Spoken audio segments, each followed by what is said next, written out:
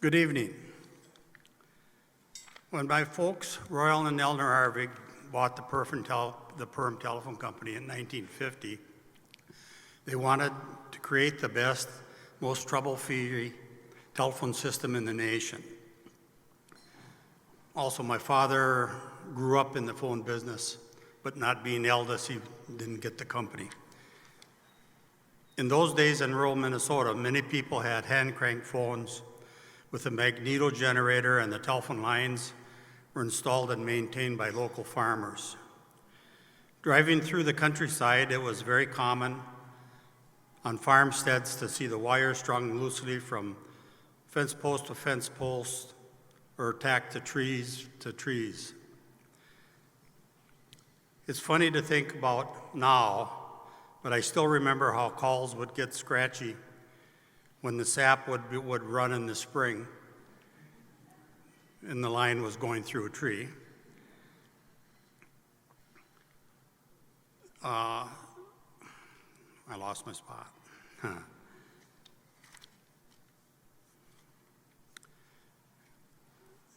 And when the phone rang at home, I never forgot listening for our unique ring system. Our ring was 7 short and 1 long. There was about 40 people on the line, and you had to listen every time you heard the phone ring. And if it was yours, you had to grab it because you had about 15 seconds when you had enough electricity to get the voice through to find out what the message was. And that's the way it was. And that was because a single line was shared by everybody out there. That one line going out. Times have sure changed, haven't they? Some of you are probably wearing smartwatches. I remember as a kid in the 40s and 50s seeing the funnies with Dick Tracy talking on a wristwatch. And even at times seeing video or the people that he was talking to. Who would believe that, 60, 70 years later, it's actually true? It's the technology has advanced so far from when I got in the business in the early 50s as a kid, helping out. It was, just really old. Now it's modern. Everybody's got a cell phone, hearing aids that you can listen in and you talk to with a phone in the pocket. I lay awake at night sometimes and wondering too what my father and mother would think if they were around to see what their company had become today. To be honest, I think they might blush and find out the company is now named after them because, kind of like me, they preferred to be behind the scenes and out of the limelight as much as possible. But even so, I hope they'd be proud because I know I certainly am. The phone business and now the telecommunications industry has been always very competitive. My mom and dad realized back then that if you didn't grow, you couldn't compete and you wouldn't succeed. I think that's as true today as it ever was.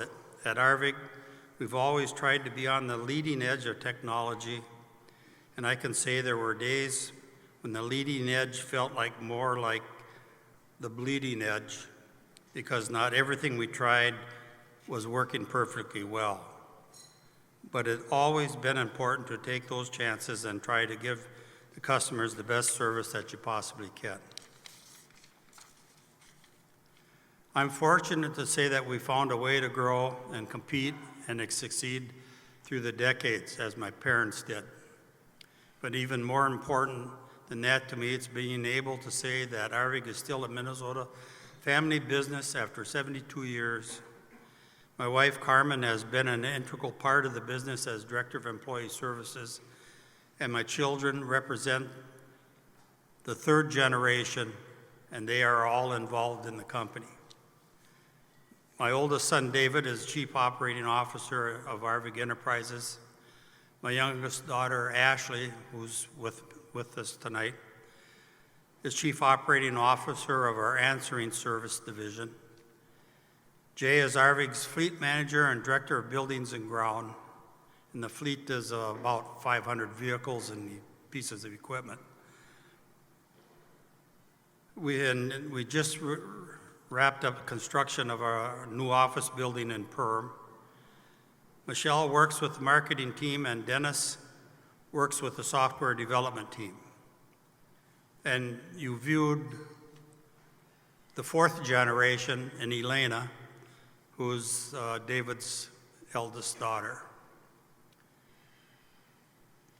We are humbled and grateful to accept this award on behalf of Arvig, our family, and our 859 outstanding employees that are family. I also want to thank our many colleagues and partners who helped us along the way, Twin Cities Business for recognizing Arvig, and finally, to congratulate all the other great Minnesota family businesses who are represented here today. Thank you.